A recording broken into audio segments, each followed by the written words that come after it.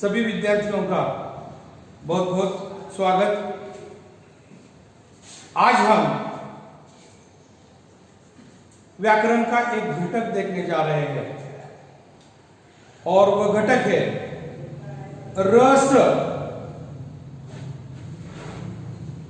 फलक पर मैंने शीर्षक लिखा है। सबसे पहले रस के बारे में हम थोड़ी सी जानकारी लेंगे।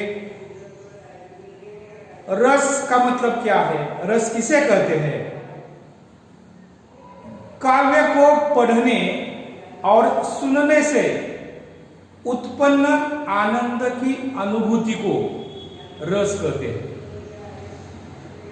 और आचार्य ने तो रस को काव्य की आत्मा माना है। इसका अर्थ देखिए कि काव्य में रस को कितना महत्व है। आचार्य क्या कहते हैं? रस तो काव्य की आत्मा होती है, इसलिए काव्य में रस को अनन्य साधारण महत्व है। कक्षा 11वीं में हमने करुण रस, हास्य रस, वीर, भयानक वात्सल्य रस देखा है।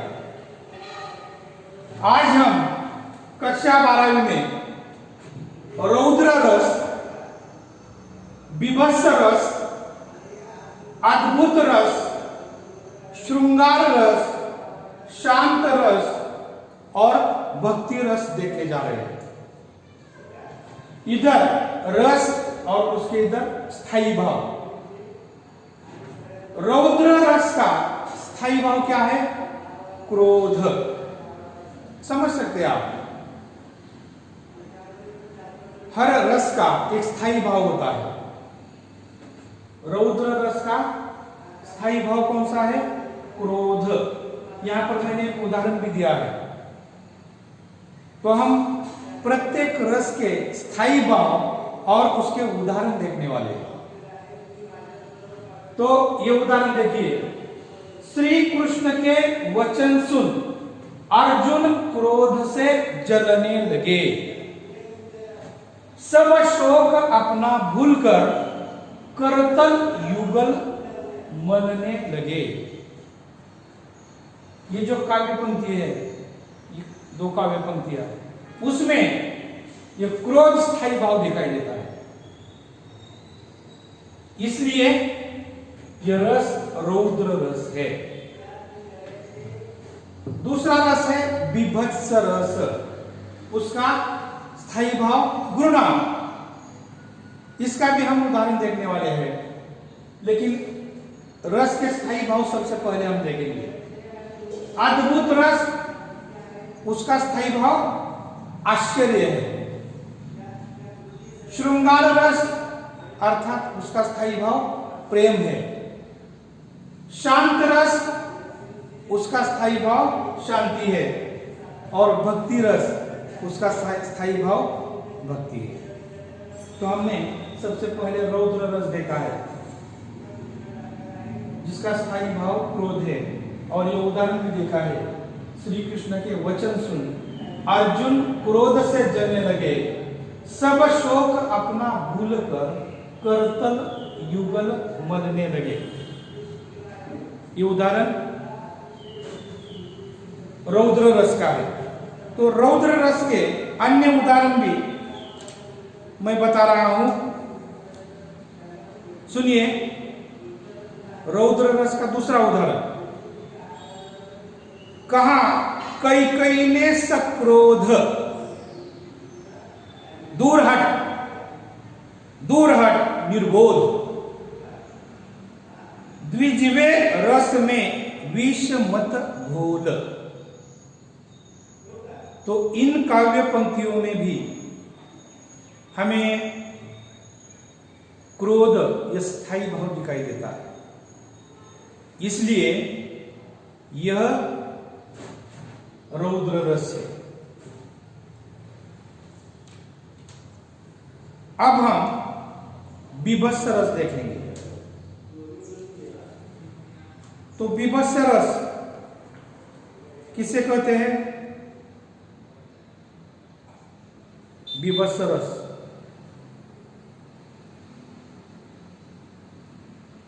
अर्थात बीभत्स रस का स्थायी भाव घृणा है। तो जहां किसी अप्रिय, अरुचिकर, घृणास्पद वस्तुओं, पदार्थों के प्रसंगों का वर्णन होता है तो वहां पर बीभत्स रस निर्माण होता है। अप्रिय, घृणास्पद वस्तु या कोई प्रसंग हो तो वहां पर घृणा उत्पन्न होती है। तो उसका उदाहरण देखिए,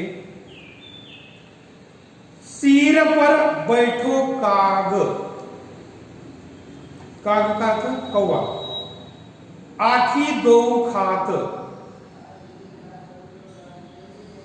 खींचही जिबही सियार, अति ही आनंद उर धारत, गिद्ध जांग के मौस खोदी खोदी खात उच्चारत है। तो देखिए, इन पंक्तियों में भी हमें एक प्रकार की घृणा उत्पन्न होती है, जिसके कारण यह पंक्तियां हमें घृणास्पद लगती है, वर्णन हो पंक्तियों में, इसलिए यह बीभत्स रस है। तो और एक उदाहरण बीभत्स रस का, सुड़क सुड़क घाव से पिल्लू निकाल रहा है, नासिका से श्वेत पदार्थ निकाल रहा है। नासिका का अर्थ नाक, और नाक से घृणास्पद पदार्थ निकलता है, ये हमें मालूम है। नाक से क्या बहता है? तो ये सुनकर भी हमें एक प्रकार की घृणा उत्पन्न होती है। तो यह अप्रिय वर्णन है, अरुचिकर वर्णन है, एक प्रकार की घृणा उत्पन्न होती है, इसलिए इस रस को बीभत्स रस कहा जाता है।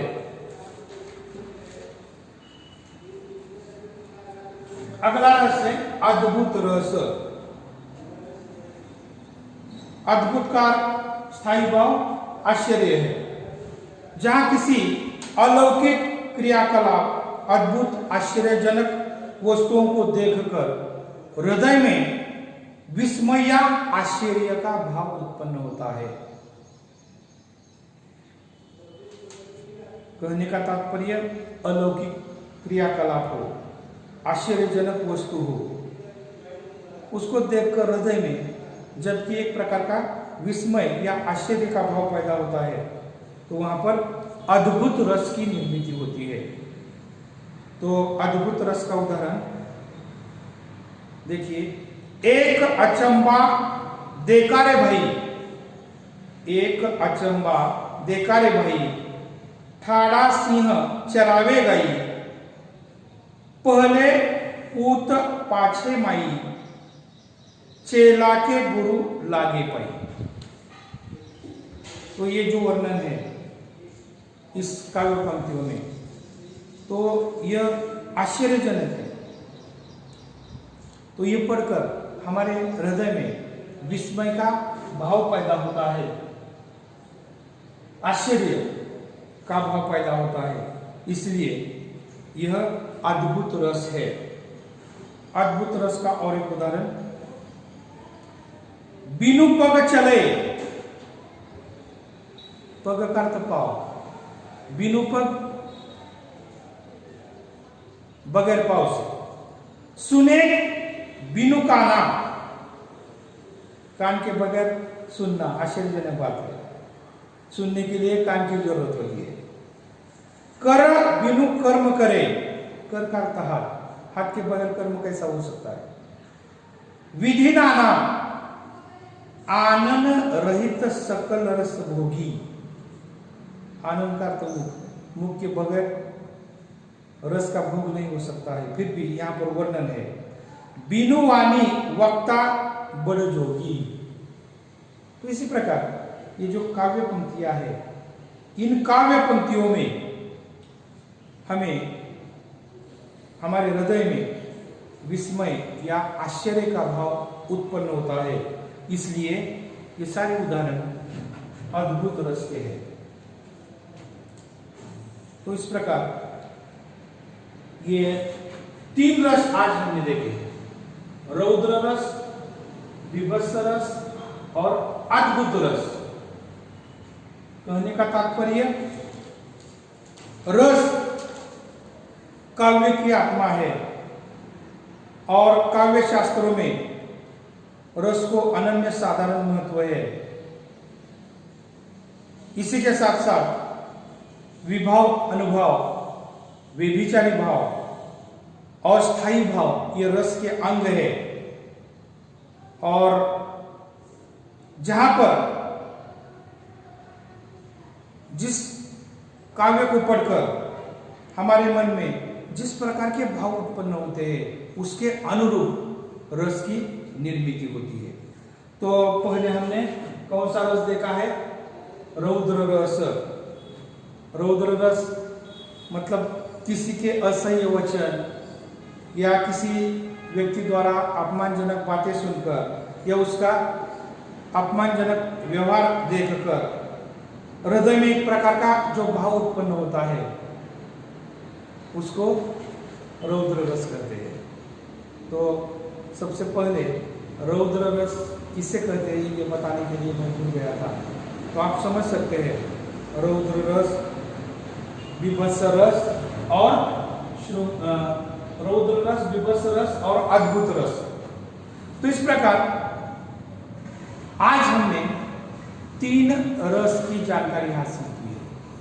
तो किसी भी काव्य में रस को अत्यंत महत्व है। बातों बातों में भी हम हमेशा कहते हैं तो मुझे इस काम में रस नहीं है। बात समझ में आई? तो ये क्या है? रस आत्मा है और जहां रस होता है वहां आनंद होता है। और काव्य शास्त्र में रस को काव्य की आत्मा माना है और किसी काव्य को सुनने पढ़ने से होने वाले आनंद की अनुभूति को भी रस कहते हैं। तो रस और उसके स्थायी भाव भी हमने देखे हैं। स्थायी भाव देखकर हम काव्य पंक्तियों में किस रस की निर्मिति होती है यह समझ सकते हैं। तो कक्षा 11 में हमने कुछ रस देखे हैं, कक्षा 12 में भी हम कुछ रस देख रहे हैं। तो इस प्रकार 12वीं में कृति पत्रिका में रस पर कृति होती है। निम्नलिखित काव्य पंक्तियां पढ़कर रस पहचानती है। आप काव्य पंक्तियों को पढ़कर उसके स्थायी भाव को देखकर समझकर आसानी से रस का प्रकार बता सकते हैं। दी हुई काव्य पंक्तियां किस रस की है, तो बिल्कुल आसान ये कृति है। तो आज की इस तासिका में हमने ये 3 रस देखे हैं, रौद्र रस, विभत्स रस और अद्भुत रस, और उसके उदाहरण भी देखे हैं। अगली तासिका में हम श्रृंगार रस, शांत रस और भक्ति रस देखने वाले हैं। तो आप उसके स्थायी भाव देखकर और दी हुई पंक्तियों को पढ़कर आसानी से ये रस भी समझ सकते हैं। तो आज व्याकरण का भाग इतना ही, यहाँ पर हम रुकेंगे। धन्यवाद।